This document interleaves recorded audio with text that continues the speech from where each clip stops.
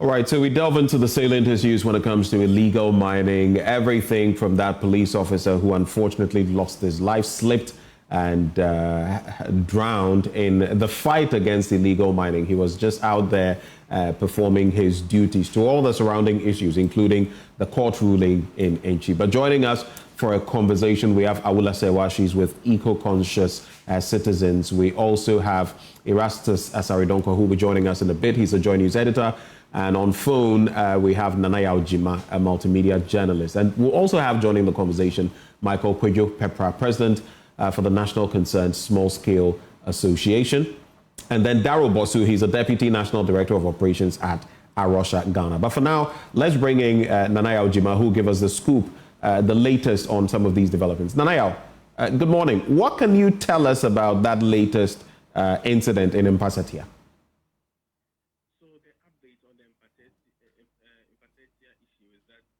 Nanaya, for some reason, okay, now we can hear you. Have abandoned the search for these people they believe are trapped in the mining pit. According to the residents, from the search they did yesterday, they had demarcated some area within the area of the pit that actually caved in. The mission was to dig out the sand in that area, in that pit, to some feet. And if they get there and they are unable to find anybody, it means that it could be that there is nobody trapped in there. So yesterday, they set a target for themselves. They went through the whole process. And when they got to the point and realized there were nobodies within the pit that they have dug, they had to abandon the mission. So presently, what I can say is that the Mpasatia community have abandoned the mission to find people they suspect to have been trapped in there. Secondly, within the community, no family or relative or anybody is announcing that a relative has gone missing from this issue. So if there's nobody reporting that a relative has gone missing, it means that there's likelihood that this pit that has caved in has no one in it. So based on these two premises, that is how they arrived at the point that there's likelihood that there's nobody trapped in there, so they had to abandon the mission. So as it stands now, the mission has been abandoned. Now the authorities in Mpasatia are looking at how they can get the youth or the young people to stay away from this mining pit, because as I reported yesterday, it's the second time in 2 months that same pit has caved in or has collapsed. So it means that this pit is dangerous, and if the youth should go in again, there's likelihood that it will once again collapse and claim more lives. So they are now trying to look at a way that they can prevent these young people from going in there. According to the traditional authorities, this is an old pit, and the youth they were using it some time ago. Now, the previous government introduced community mining in the area at a different location. So a lot of the youth withdrew from this mining pit to the community mining area. Now they worked there for some time.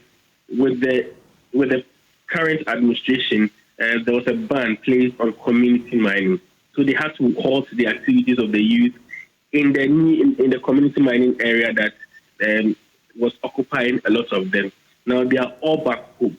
Some of them, even though they've been warned against going to this old mine to mine illegally, some of them on the blind side of the authorities have been going there for their daily bread.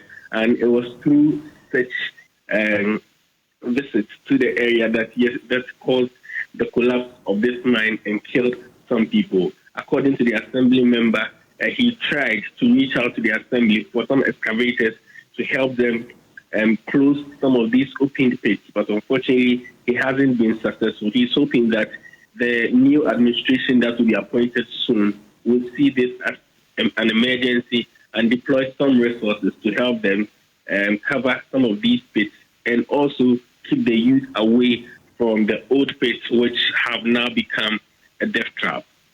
Nanaya, some members of the community earlier shared that this concession belonged to a certain individual who had allowed some youth in the community to engage in mining there. Have we been able to identify this individual? Exactly. So yesterday, from my conversations and my investigation in the community, they've been able to identify this individual, and the police were there for that individual, and they were all on presence on the grounds yesterday. The order that the police had given was that the individual should help with resources for the community to try to take out the people they suspected to have been trapped in there. After that, if they are able to retrieve any more bodies, they can have full scale investigation into these issues, and prosecution will take place if need be. So, from leaving that area yesterday, the information was that police had that individual, but they were all liaising with the community or the townsfolk to ensure that people who they suspected to have been trapped in there are removed before the other processes could be continued. Nana, yesterday when we spoke, you mentioned that you hadn't heard from NADMO yet. Now that you're reporting that the search has been abandoned, did they come there at all?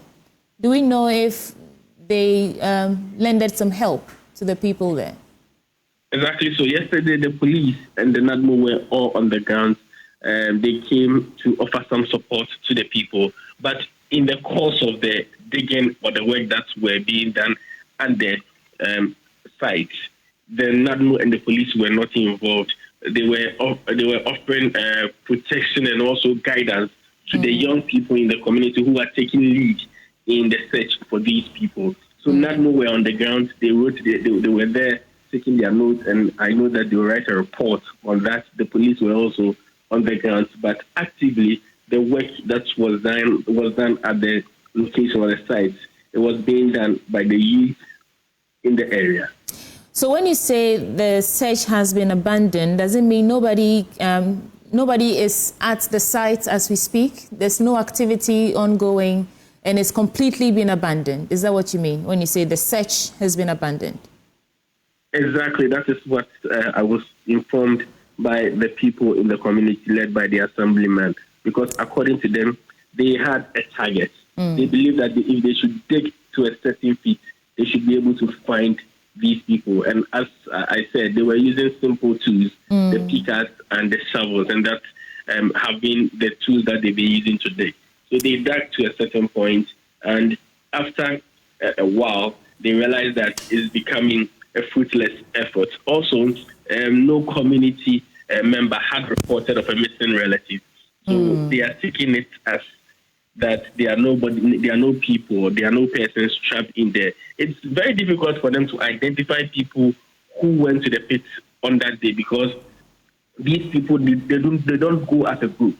So any individual can carry himself and his tools to this area and try, go into any of the pits that have already been dug there for their daily bread. So it's very difficult to identify people who come into these pits on daily basis.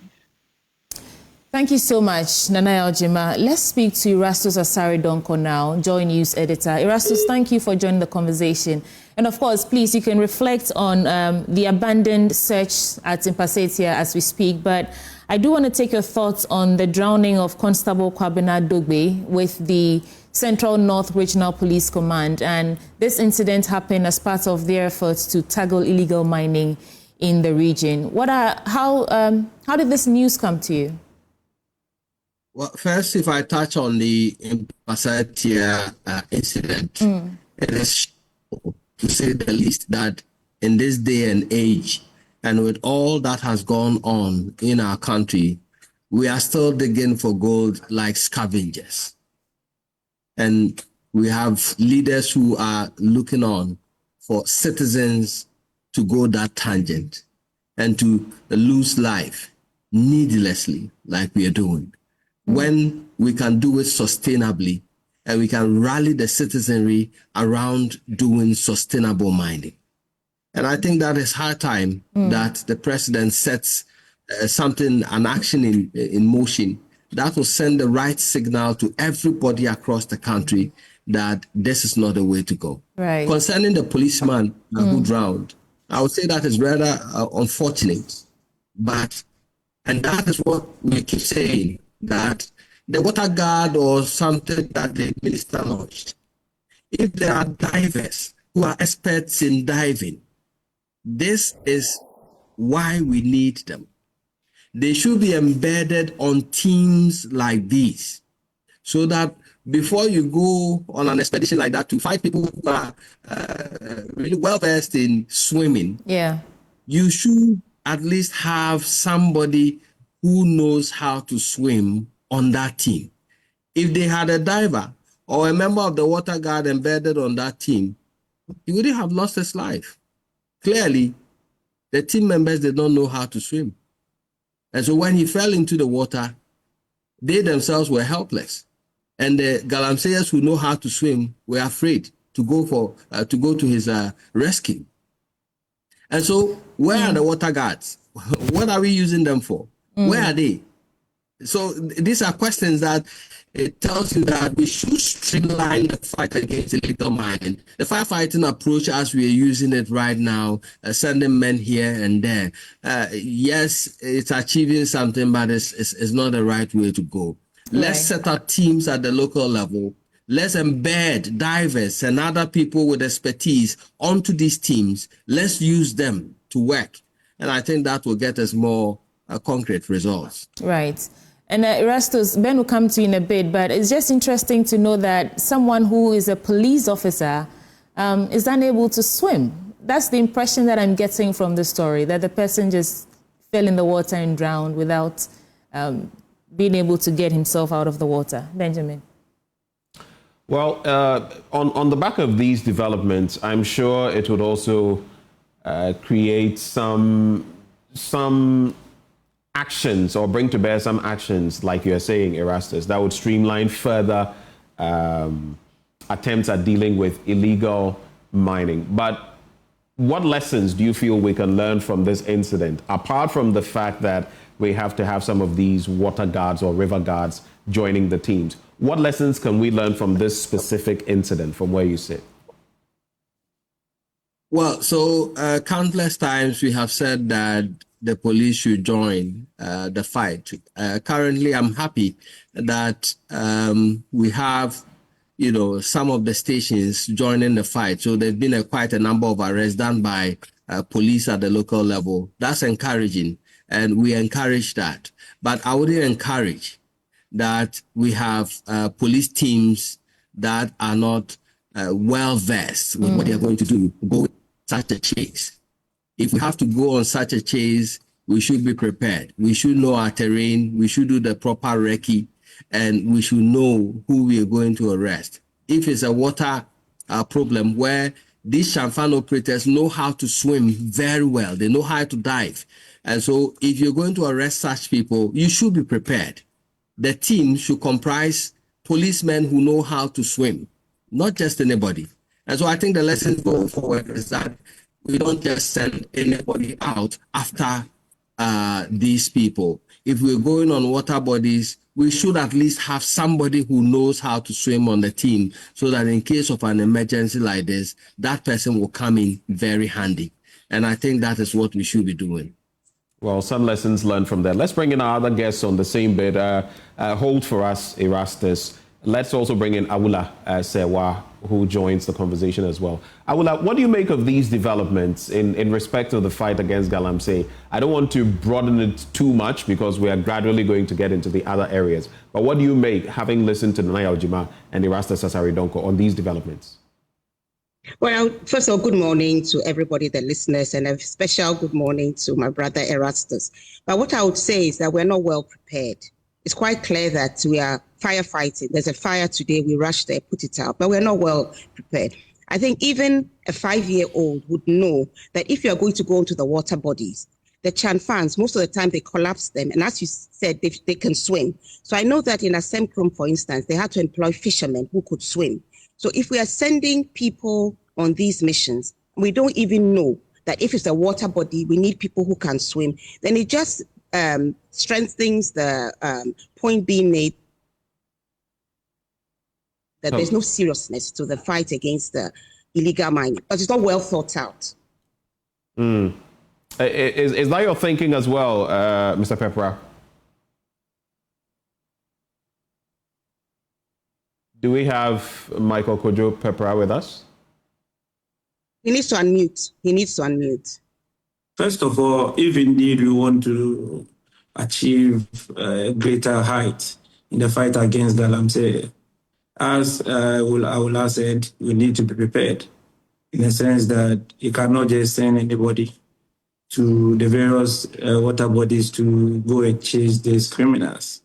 At least we should have people from the Navy or from the water guard to augment these operations being done by the police. So I side with them, and going forward, I don't think we need to repeat these mistakes again. What I wonder I wonder what this says about the kind of training we give to police officers. It's just a bit surprising for me. I still can't wrap my head around it that a police officer, having undergone so many types of training, appears to be unable to swim. Anyway, but let's move on. There are other issues on this galamsey fight. Let's talk about the the reverse ruling from that court in Chi, where we know that the courts ruled that 2 excavators be returned to alleged illegal miners, although we have photos to show that they were actually involved in that mining. And he says that, in fact, he cited some past cases to show that he can actually, in the interest of preserving the judiciary, he can actually overturn his own ruling. How did that particular story come to you? First, when you heard that a judge had ruled that 2 excavators be returned to illegal miners, and then the reversing of that ruling. Awula Sewa. Well, what I would say is that, I was completely astonished that anybody living in Ghana and knowing the devastation that excavators are doing to our forest reserves would would make a ruling returning the excavators to the environmental terrorists. That was completely out of order. But I'd like to salute all the activists. I'd like to salute all the activists who, when they got the information from Erastus's Facebook, sent messages, posted. They did so much. So this is a victory for activism, that the court realized that this was something they couldn't live down, and therefore their decision was reversed. And that's a good thing. That tells all of us that we must be active citizens and not spectators. This is a victory for activism. And this tells us that this fight, there are too many bodies who are complicit. If we have the courts seemingly siding with the environmental terrorists, and it makes our job much, much, much more difficult. We need the courts to be committed to ensuring that justice is served. And how is justice served? When you have excavators in a forest reserve, and then you make a ruling that it should be returned to the environmental terrorists. I think this matter should be reported to the Chief Justice so that we find out what informed the judge's decision in the first decision, where the excavators and other mining equipment were returned, and also bail was granted. We know of many cases where activists who have actually effected citizens' arrest of illegal miners have taken them to the police station. The activists rather have been arrested, and in certain cases refused both police and court bail. So it's interesting that the illegal miners were granted court bail. Amen.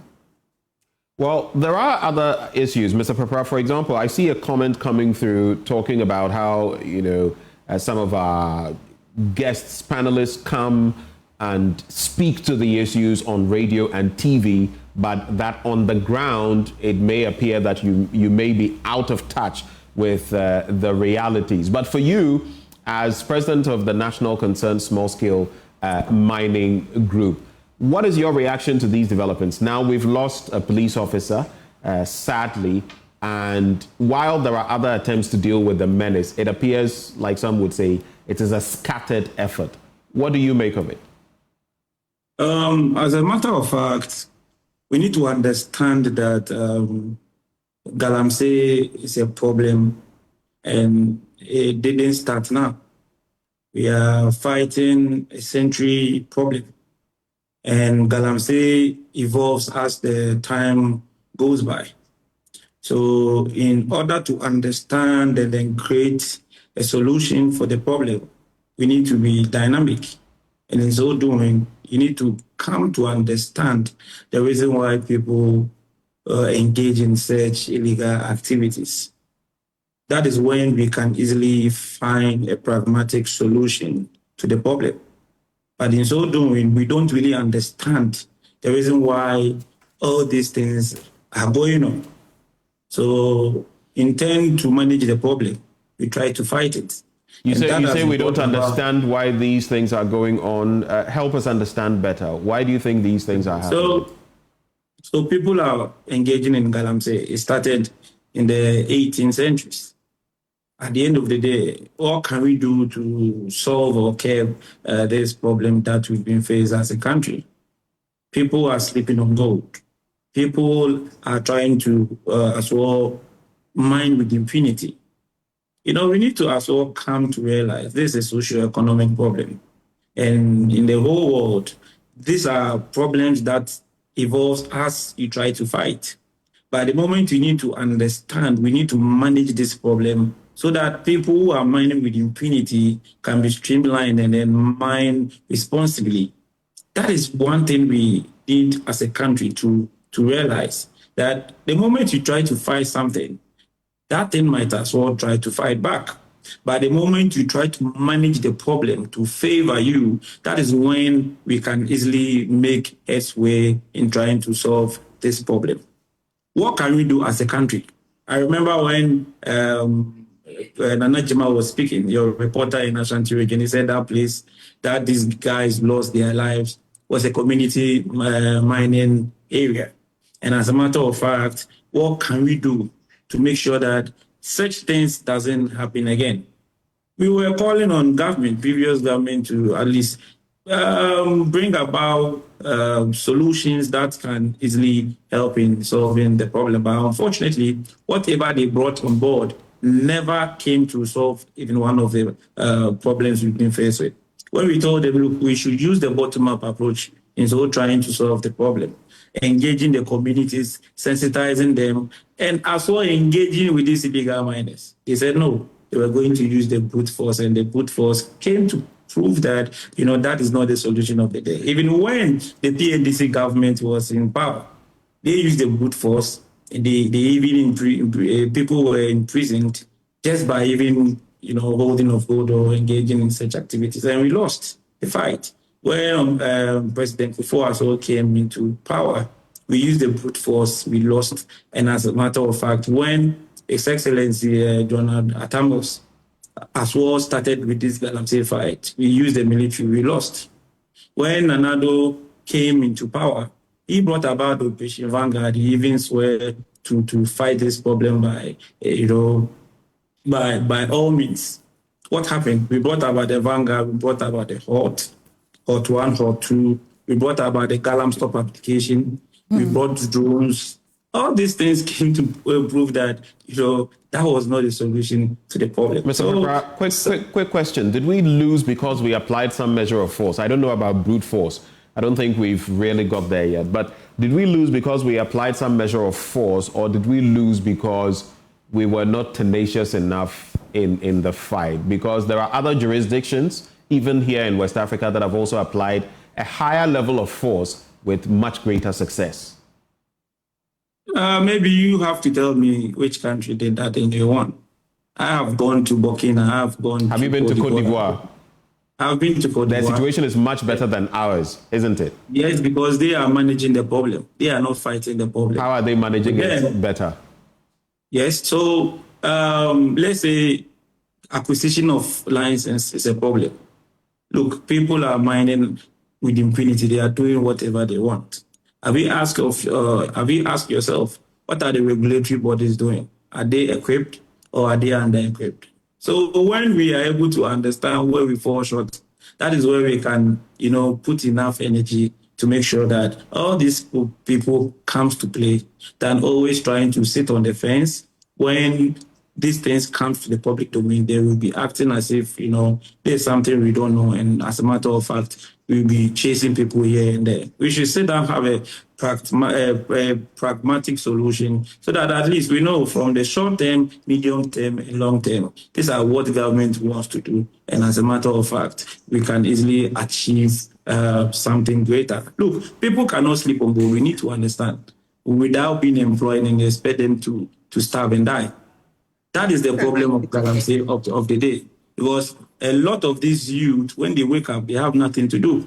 So if he's not gainfully employed and he sees he can use pickers to get 50 cedi, 100 cedis a day, they will do it. Even if he kills them, they will do it.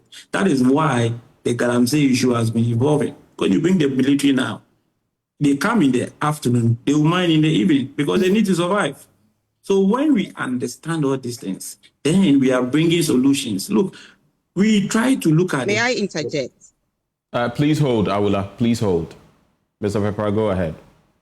So when we understand this, at the end of the day, that is when you are bringing a solution, you know what you are going to help in solving the problem that we've been faced as a country. But in this country, we don't really want to delve deep into the problem. We just only sit down when there's an issue, panic reaction, then we try to resolve this issue. Like now, the policeman who just lost his life. I would not blame anybody, but I will blame the people who sent him. Why is it that, we cannot have a plan, right, in so managing the problem? We, as a country, we need to understand, we cannot fight this problem. We can only achieve something greater if we try to manage the problem. That is our deficiency as a country. Hold for me there. This conversation about the economic, situation, it's an existential threat. And whether we want to say it's a job-related problem or a greed problem, that's another discussion.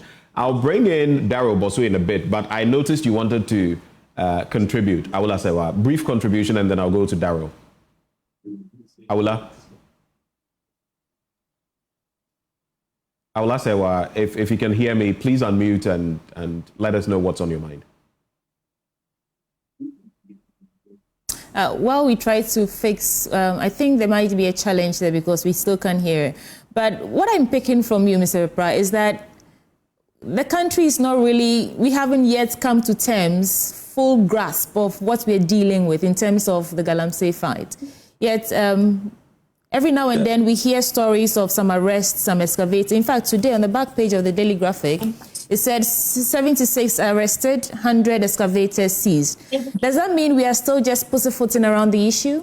I mean, that's the sense I get from what you're saying, that we don't really understand what we're dealing with. Because if you go and be seizing excavators, right, these machines were inact.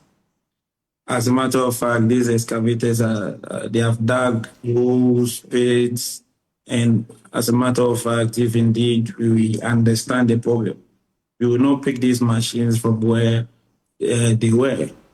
We need to understand, as a country, we should break something about that is called polluter base. You just don't go and pick machines and leave the distractions just like that. Right. You pick the machines, you don't use it, you keep it, whilst the damage is already there. Right. Are we going to wait and go to IMF or World Bank to get loans so that people who have dug these pits will be left off the hook? No. We need to bring about a comprehensive ways in trying to manage the problem. But we only want to fight it, which we cannot. Because look, something that draws on survivor is a complex thing. At the end of the day, everybody needs to survive. So even if you arrest the person, the next minute, another person will as well engage in it. What is government doing to alleviate this kind of unemployment or poverty level we have as a country? Look, we can as well turn this good issue around. Why can't we bring about cooperative mining scheme? And in so doing, using the cooperative approach, people who don't have licenses or like these people who are, trying to survive, we'll put them together, we'll regulate their activities so that they can mine responsibly. Then they can as well get their daily bread. These are things we need to be thinking as a country. Okay. Why can't we also understand that Ghana is, let's say, is the leading producer of gold in Africa? right? We have been faced with a challenge. Ghana as well need the goals. We cannot be sleeping on gold till the kingdom come. Right. As a matter of fact, we need to mind this goal that we have as a country. But in so doing, we need to mine responsibly. When we channel our energy to the responsible way of mining, that is where we can as well bring about solutions that can help us as a country. Thank you. We haven't heard from Darrell Bosu yet. He's Deputy National Director of Operations at Arocha, Ghana. Darrell, thanks for joining the conversation. So we are discussing lives lost, 3 miners, illegal miners trapped under that pit in, what's it called? Mpasatia, and the life of Constable Kwabena Dogbe, who's also lost his life in the effort to fight illegal mining, and that U-turn from that magistrate, I think Lawrence Bueno, who now is saying that we can seize those excavators and do with it what the laws require that we do. How would you characterize all these issues coming up right now in the fight against galamsey, and what does it say in terms of where we are in that fight? Yes, good morning to you, and good morning to, I'll say, distinguished panelists on this call. I must say that it's very unfortunate, the developments we've been hearing about some people losing their lives and the police officer who went on his duty also losing his life. But I must also indicate, and I must in some points agree with Mr. Pepra, where he talks about the fact that we have a systematic problem. This is not the first time we've heard of people losing their lives. I mean, I can recall we started keeping records of all the media reportage of people losing their lives because of galamsey, kids dying in the pits, miners, police, military, everybody, people dying. And we have not less than 2,000 of such records that we have really taken note of. So it's been happening for a long time. But I think, as has been said, how are we as a country taking all of these developments into consideration and really coming out with a plan? And if you also now kind of try to connect with the decision by the court in Enchi, it also tells you that there is a disconnect between the problem that we are facing today and how our justice system is also aligned to helping us deal with this canker that we are dealing with. And for me, it's really highlight the fact that we have not put in place sufficient measures to really address the galamsey problem that we are faced with. Now, let's take a look at how somewhere 2021, we practically went around the whole country, organized dialogues, 10 different dialogues. The issues were put on the table as to really what was responsible for galamsey. We all identified the fact that, yes, there's an issue of livelihood. There's also an issue of licensing regime that is not being done well. There's also an issue of we not ensuring sufficient due diligence when it comes to even giving out this mining concession. And then there's also an issue of the politically exposed people who sit at the top and try to interfere and control the work of people who are actually supposed to be regulating the mining industry. All of these were identified, but we took those documents, read out all of these issues in a communique, and we never went to the ground to really work with the recommendations and solutions that came forth. Now we've come full circle. We are another 5 years down the line. The issues are confronting us still in the face, and we find ourselves in a situation that if you don't take steps to deal with this problem now, I'm really afraid what's going to happen to Ghana in some 10 years to come, when all our water bodies are destroyed or contaminated with heavy metals, our lands are no longer wholesome enough to produce food for us to eat. And even when you go to the hospital, you are dying slowly because of heavy metal contamination. There is a problem we need to deal with, but somehow we are all pretending like ostriches. We putting our head in the sand and refusing to deal with the issue head on. But I also need to say, there is a thin line between fighting and management. And for a long time, governments and many people have been trying to, look at both strategies. But I must say that anytime we put up the argument of livelihood as a driver of the menace we face, then I guess we are shooting ourselves in the foot. We need to clearly distinguish between what is criminality and what is also the right thing to do. And so far, we all can say that for as long as we know that people are mining where they shouldn't be mining, whether there is difficult to get a license or not, whether there's gold in this country and we must utilize it, the fact that people are not using the right way to assess that gold, then we need to deal with the criminality aspect of it. And I think that the main problem, the whole problem of galamsey, as has been indicated that it has evolved, got to this situation because we use the narrative of livelihood to get people in the bush, in the pits, and all of that. And I think we can't sustain any effort to manage or find solutions to the problem by continuously bringing up the kind of livelihood or the fact that people must survive. This has nothing to do with survival. All of us know that we've gone beyond the point where we say people are doing galamsey because of survival. It's much more of people living large. And I've seen countless occasions where all the people, the kingpins in galamsey, who are in the field doing all of these things, they are rather using it to live large, get cars. The person who's really in the pits and need money to feed, when they make 1,000 or 2,000, they leave the pits until that money is spent. But there's a difference between those people and those who invest in excavators, go and sit in areas that are not supposed to be working, in the rivers, in our forests reserve. That is completely a different discussion on whether it's a survivor or life. This is beyond that. It is more criminality. So I think we need to all take into consideration all of these aspects and work towards. I agree that our leadership is failing us. Our leadership is failing us greatly. It seems we know what the issue is, but we deliberately play around it, beat around the bush, and really not get to solve the problem. I still don't understand why, up to date, we know that the miners are seriously taking our rivers and forest reserves under siege. Every effort to get government to put in just one-shot remedial action until we have a clear solution of implementing a state of emergency, the government has refused. Daryl, so that is wrong. just a second. Who's speaking? I'm unsure who's speaking now. I'm the one speaking. Okay, Mr. Papa, go ahead. I think he's getting everything wrong. You understand? You cannot do the same thing every day and expect different results. I am in for a solution. And sometimes what we churn out to the public might be opposite from Mr. Pepper. Mr. Pepper, I'm sure you've had quite a take on this matter, and I'm sure you disagree with him on the livelihood bit. I'll come back to you on that. I disagree with the calling of a state of emergency as a tool or as a solution. Well, I think Mr. Pepper, you didn't let me laugh, and I was coming to that point. Daryl, land on that point.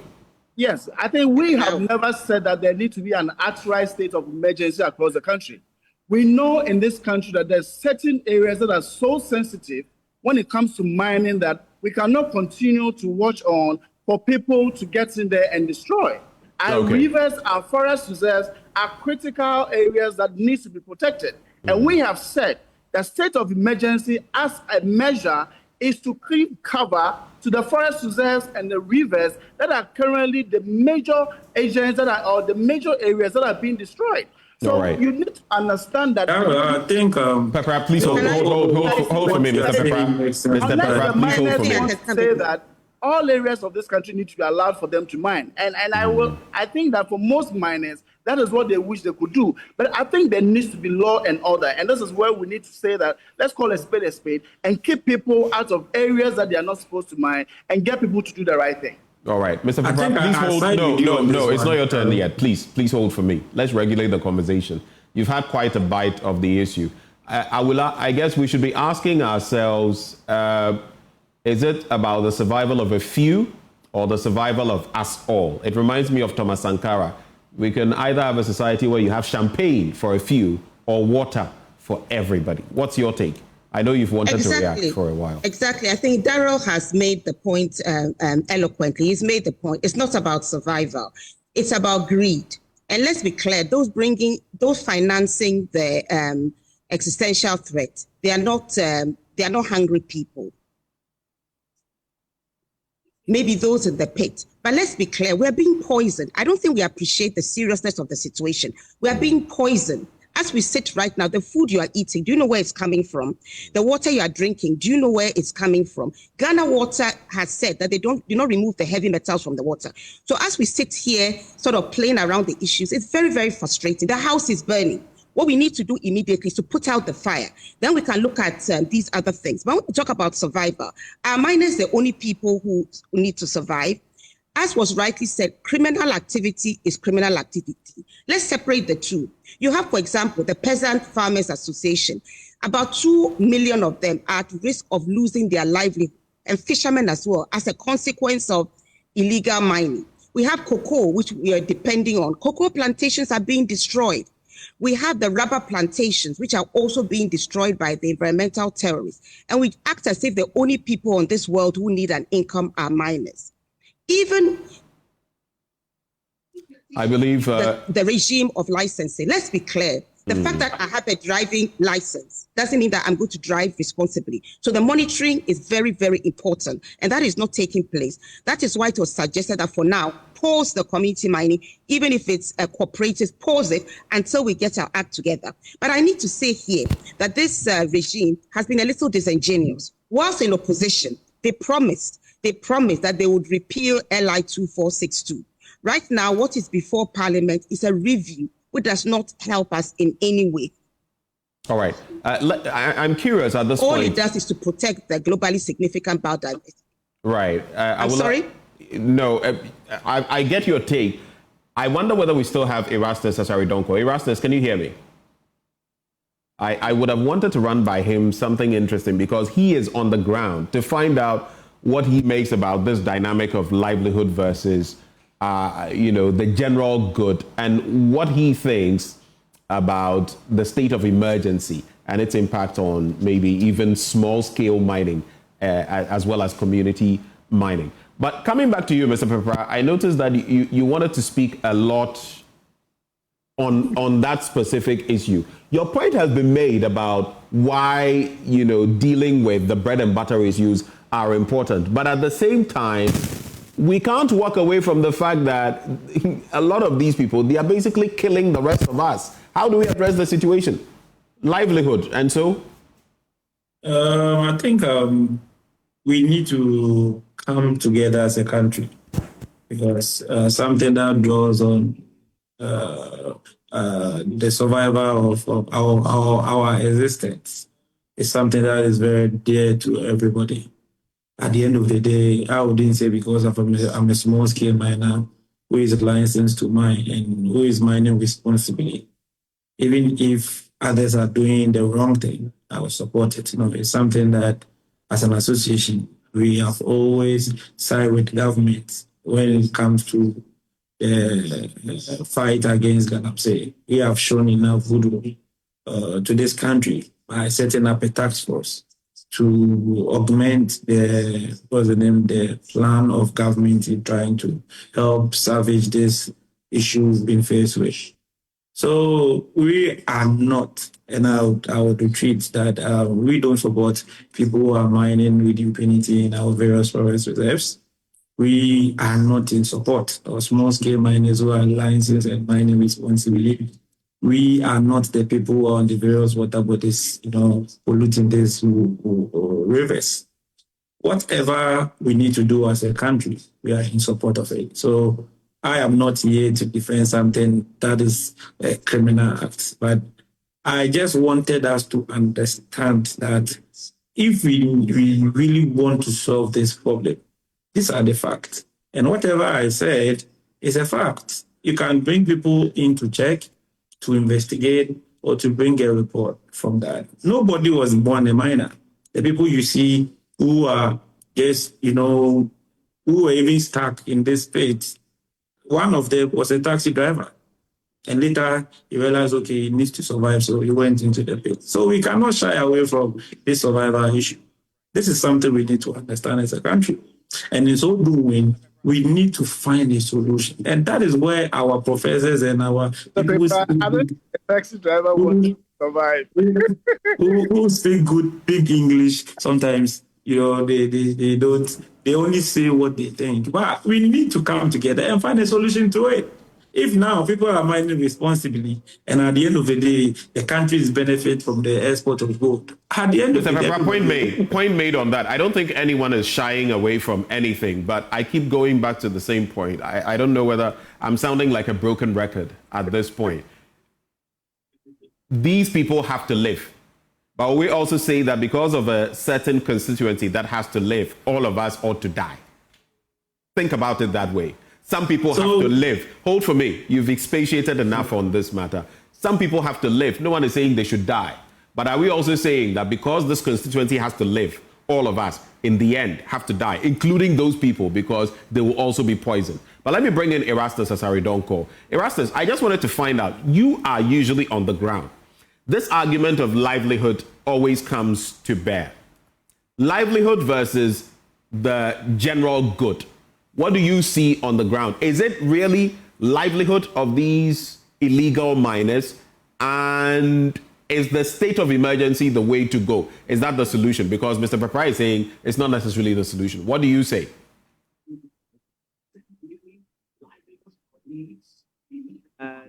The issue, part of it is about livelihood, but the majority, the bigger chunk of it is about greed.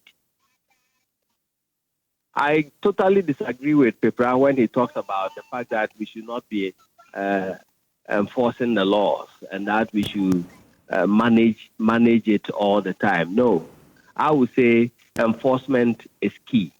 We can add the other fine bits about alternative livelihood, empowerment programs, education, and all that. But enforcement is key. It is not for anything that the framers of our laws indicated how we should mine. They even gave guidelines on how you should mine in a forest reserve, how you should mine close to a water body, where not to mine. And they stated explicitly clear that you cannot mine in a settlement and you can be jailed for up to 5 years. Now we are mining in settlements. And then you raise issues about livelihood. So the person who is mining in a home, digging beneath people's homes, you don't go and say, I'm managing you, and I continue to mine under people's homes, and I'm going to support you. No, you enforce the law, you arrest him, you make sure that you prosecute him to serve as deterrence to others. The reason why the use of military has failed under Akufo-Addo, under the other regimes, is the micromanaging of these task forces by the people who sent them. So under Akufo-Addo, for example, the soldiers, the Operation Vanguard that they sent out there, they were the same people who were micromanaging them. Go here, don't go there. This side belongs to our own people. Don't go there. Don't arrest this person. Don't do that. If we decouple the political influence from that fight, and we say we're fighting a genuine fight with a political will behind us, why can't we do that? So because of poverty, we should allow people to pick guns and go into people's homes and start robbing them. And it's justified. No. So we have to do the right thing. There are laws. When you go elsewhere where they are enforcing laws, they don't allow you to do certain things. If you lay claim to a mining area and you want to mine, the guidelines are very clear and they are enforced to the letter. If you joke with it, you go to jail. And that is why people are conforming. So yes, streamline the licensing regime. Do all that you have to do, but enforce the law. All right. So if people are mining on water bodies, arrest them, prosecute them. Let them face the full rigors of the law. That is also part of this whole thing. Sweetie will come in shortly, but on this point about enforcing the law, a state of emergency, what do you think about it? Just brief thoughts on that, Erastus. I am all for it, because if you don't declare a state of the rate where we are going, I think if you want to really appreciate why we need a state of emergency, you should know where we are headed. Now, people are digging beneath homes and people's houses are collapsing. People are mining on water bodies directly. People are invading GSDs, areas that previously were not touched. These are not small boys in communities who want food to chop. These are rich people who are doing it for greed, for the money of it. And so seriously, it will reach a time where water will be very scarce. Water will be very scarce, and we'll pay the biggest price for it. Already people are getting health related ailments from it. It's going to get worse. So if you know that, then you know that we've reached the crescendo. This is the time where we declare a state of emergency in forest reserves on water bodies, so that we enforce the law, use other means to enforce the law to the letter, and we get people off these places. Then we can retune and fine-tune all the other findings that Mr. Pepra, I agree with him, is talking about. Erastus, so the Minister for Lands and Natural Resources, Emmanuel Amakufibua, explained that they're putting systems in place to track the importation or excavators that are in this country, when they're coming in and what they're being used for. Do you think that does anything to help us to eradicate this galamsey menace? You are on the ground. Do you think this is a way that we can fix the issues? It's a fine suggestion. Under the previous administration, they started it. Yeah. There is a whole unit at the Minerals Commission where it's a state of the art, I will put it that way, modern unit which has been set up, which can track excavators in real time. It is sitting there unused. Why we are not using it, I have no idea. But this is where we can do it. We can track. Every excavator that comes in will have to pass through a particular unit to be tagged, to be tracked. All the other existing ones on the field, we can do an announcement for, if you have an excavator, bring it for tracking. If we don't bring it for tracking, the next time we find it on the field, we consider it as illegal and it will be arrested. It is high time we keep track and get data of all such equipment on the ground, get them streamlined so that we can monitor them in real time and know what they are being used for. It's one way to go, and I agree with the minister. That is another step that we have to take. That unit is already served, it's sitting there. The people who are manning it go on a daily basis to do their jobs. They have nothing doing, they just sit there. Let's put it to good use. Let's start tracking these heavy equipment and know what they are being used for. Thanks, Erastus. Ben. Let's bring in Dr. Steve Mantea, chairman of the Ghana Extractives Transparency Initiative. Doc, good morning. Good morning. Pointed question. When you look at this government's fight against galamsey so far, with all the surrounding incidents, the loss of a life, the incident in Mpasatia, among others, do you think enough is being done? Is a state of emergency one of the core solutions that is being avoided? No, I do not think that enough is being done. And I don't think that the message is being sent clearly in terms of non-tolerance of illegal mining. But I also recognize that the current approach is consistent with what the NDC promised in their manifesto in the lead up to 2024 elections. You say the current approach is consistent with what the NDC promised in the lead up to the 2024 election. Right. Okay. From what angle? They did not really promise any rigorous fight against galamsey. The manifesto commitments tend to lean more towards the carrot approach.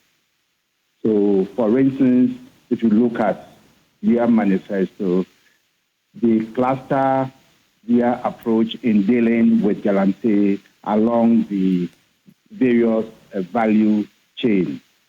For instance, around licensing, they realize that there would be the need to ensure that stakeholders at the community level are able to help enforce the rules. And so they promise decentralization of the licensing regime.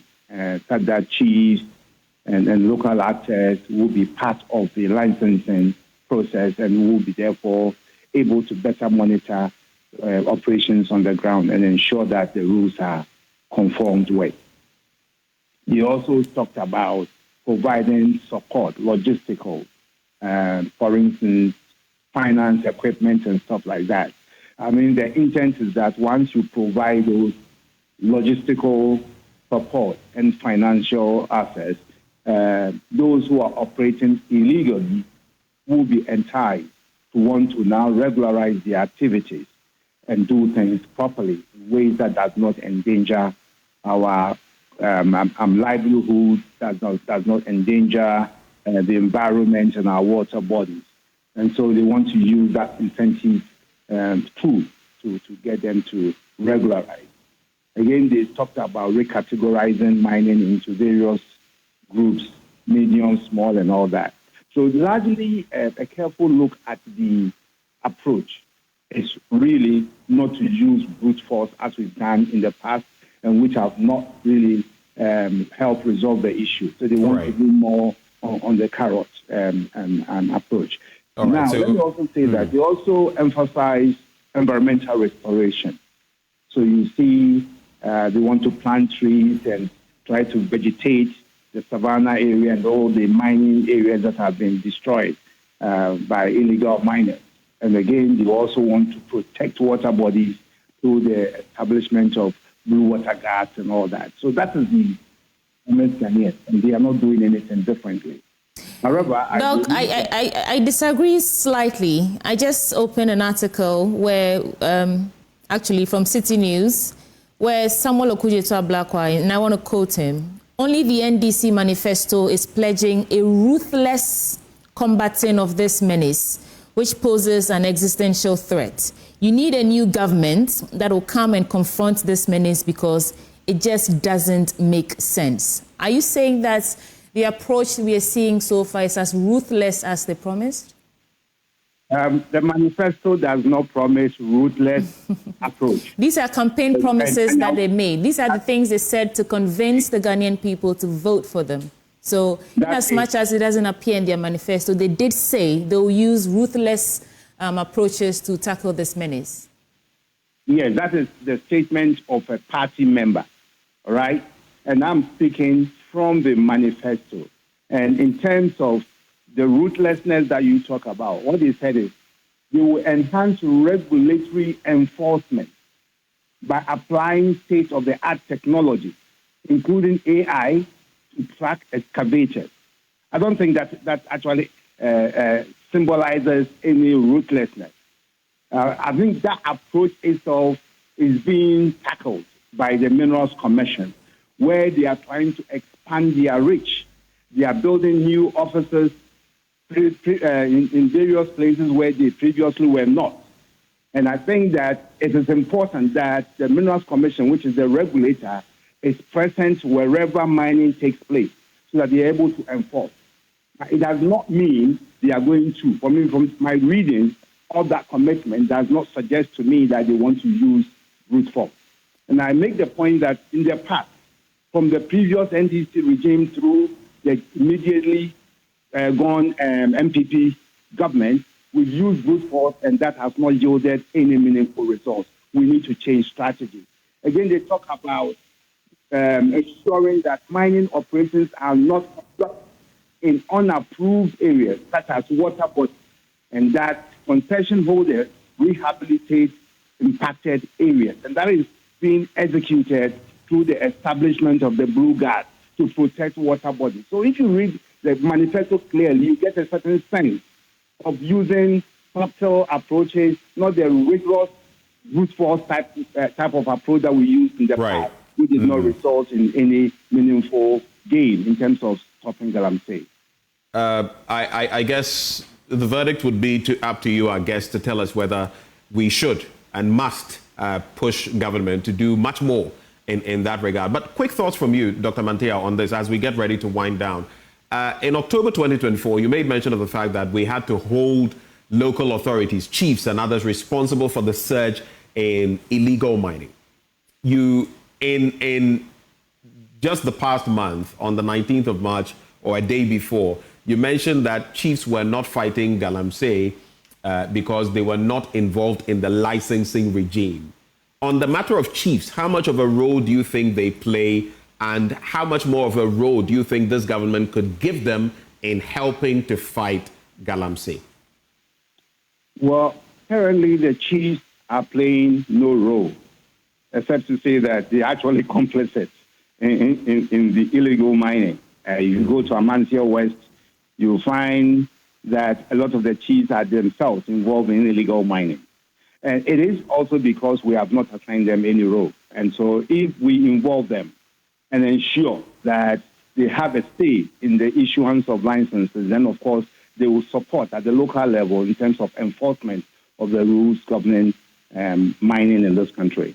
And so that I still maintain that position.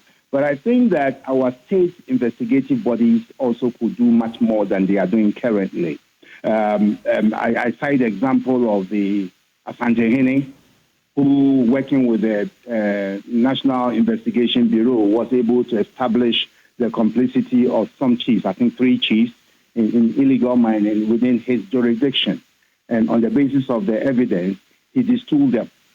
My disappointment is that the state investigative bodies failed to follow up on that and to actually hold those distooled chiefs accountable for the actions as established by the evidence on which basis that Mpasatia distooled them. So we left everything hanging, and I think that it creates an opportunity for the chiefs now to go all out in their illegal mining activities because they know more chiefs. And I think that if we don't get actions of this nature by state investigative bodies holding the sponsors accountable for their involvement in galamsey, we are not going to go very far. We should not persist in arresting those boys that we find in the pit. But we need to look for those who finance their presence in the pit. And that is how, in my view, we'll be able to stem illegal mining in this country. Well, I guess, sweetie, we can take the final words of our guests. I want to start with Awula Sewa. She did want to say something earlier, but I don't think we went to her. Awula, you have the final word now. Thank you so much. I wanted to say that criminal activity is criminal activity. Right. We would not have dialogue with armed robbers and say that because they don't have an income, they can go around robbing and killing people. Criminal activity is criminal activity. But let me say this, the fight against illegal mining, if there was one, was not working because of the lack of political will. As was said, you might be going to a forest reserve, don't turn right, you can go left. And therefore, until the political will is there, we're not going to get anywhere. We need to declare a state of emergency. We are being poisoned, our forests are being destroyed, and our food is also being contaminated. So if we don't do that, God help us. We need to declare a state of emergency to protect our forests and water bodies. And let me add this. Some of the chiefs are very responsible. And we have chiefs against galamsey. Let me give an example of the chief of Jema. He has ensured that there's no illegal mining there. So some of the chiefs are complicit, maybe many of them are complicit, but the chiefs who are trying to prevent illegal mining, we need to celebrate them and encourage others to do so. And my last word is that the country is burning. The country is burning. Let's stop all these consultations. Get a state of emergency. Go to our water bodies and forest reserves and stop the mayhem. River Combra has been diverted. Has anything been done about it? Get your Navy, get your armed forces, get your Air Force involved, and let's bring this canker to an end. Then we can look at the things that we need to do to ensure that the fight is sustainable and the illegal miners don't continue with havoc. And let's remember that in the beginning, galamsey was using hand tools. What we have now, the existential threat, is using heavy-duty machinery, not hand tools. And we are all at risk. So we need to sit up and ensure that government does what it should do to protect all of us. Thank you so much. Awula Sewa is from the Eco-Conscious Citizens Movement. Let me now take the final word from Michael Kojo-Prepa, President for National Concern Small Scale Association. Mike. I think it's all good, the suggestions Michael members have also brought on board. But in so doing, I was glad when you called Dr. Mantea. I think he brought clarity to the issue. He built much more on the solution to the problem. And that is what we also do. When we know this is the problem, this is how we want to solve it. That is where we make headway. So you would as well, we would not support anything that is, we will not support anything that is criminal as an association.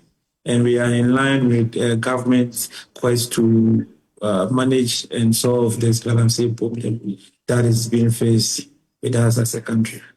Thank you, Mr. Pepra. Darobosu, your turn now. And also, I need to write on what Dr. Mpasatia said about the promise that this government made in the lead up to the election. And one of those promises was the fact that as part of efforts to secure our forest reserves and keep mining out of our forest reserves, they were going to repeal LI 2462. As we see now, they are not keeping to that promise. So I think it's really not keeping good faith with the citizens.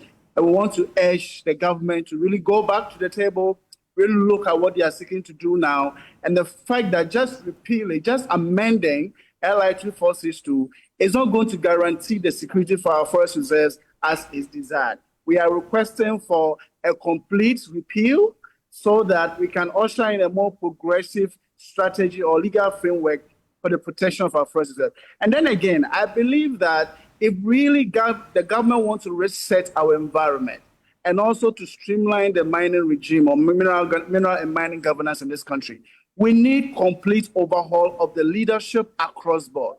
We need to tie our MMDAs with deliverables for positive outcomes against galamsey. We need to tie our police commanders. We need to tie executives at the Minerals Commission for deliverables on ensuring responsible and sustainable mining in this country. If that is not done, I think we are just going to be just doing the same old things, and we shouldn't expect to get any new results. And I think it's important that the government and also all citizens really continue to pile pressure, because it is existential as a threat, and we must all do what it takes to ensure that we deal with this canker once and for all. If we miss this opportunity, we might never have that again.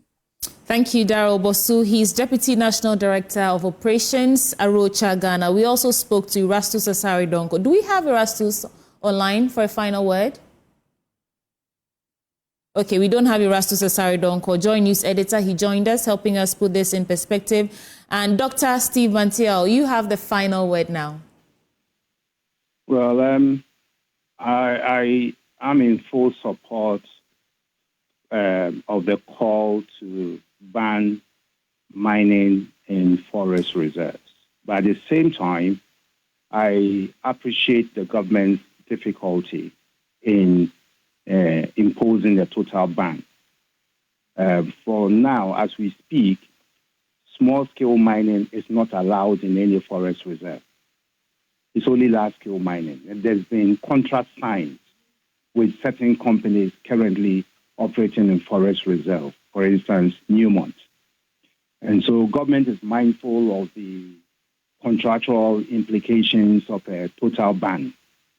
But I think there is a way out. We can actually impose a ban. And since laws are not applied retroactively, it would make exemption of existing contractual arrangements with respect to mining in forest reserve and prohibit any future signing of such concessions.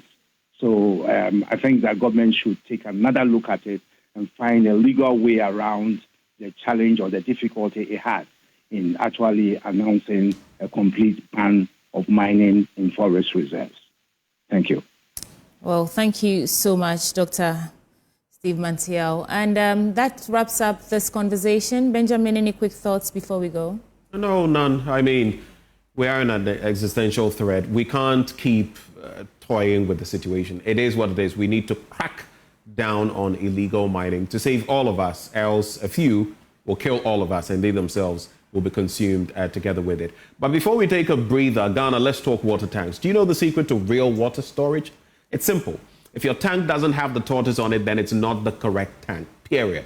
That's right. The tortoise tank, Syntex tank, is the champion of water tanks. It is strong, it is durable, and it is built to handle our Ghanaian weather.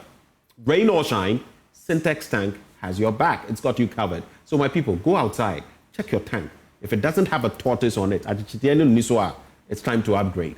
Join the Syntex tank family today and enjoy water storage that's tough like a tortoise. You can call 0244 335 168 to buy now or find one of our 400 agents nationwide. You can also shop online at syntexgh.com. Syntex Tank, a strong, a tough. Question: are you ready to dream, dare, and deliver in the world of IT? Then look no further than Jackson Institute of Technology. It's the only NIIT authorized training center here in Ghana. At JIT, we provide world-class IT training for individuals and corporate organizations, equipping you with industry-relevant skills in software development, cybersecurity, networking, cloud computing, artificial intelligence, digital marketing, and more. We offer globally recognized certifications, practical job-ready training, and flexible hybrid learning options which allow you to study online or on-site. Our expert instructors also ensure hands-on learning experiences that prepare you for success in today's digital world. And we're conveniently located on the Ring Road near Circle in the heart of Accra's Central Business District. And in Kumasi, we are at Jackson Educational Complex Headquarters, Ayeduase, near KNUST. Now, JIT provides easy access for students and corporate clients, and our state-of-the-art auditorium is also available for corporate events, seminars, and training sessions. You can call or send us a message on WhatsApp on these numbers: 0596 996 037 or 059 996 038 or 0552 714 635. Or simply visit our website at www.jit.edu.gh. JIT, your gateway to a thriving IT career. Ben will tell you something more. Well, do stay with us because when we return, we're going to be contemplating the e-levy, which has now been scrapped. The president has put pen to paper, but when will this be effective? This morning, actually, I saw someone send a message in the news review that, the charges have been taken off. He's transacted and it has not happened. So I corroborated with someone and found out that it wasn't true. Immediately, yes, but the GRA and the actions that have been taken, up to when will it take before you will make transactions and there will be no e-levy? We'll have that conversation after the break.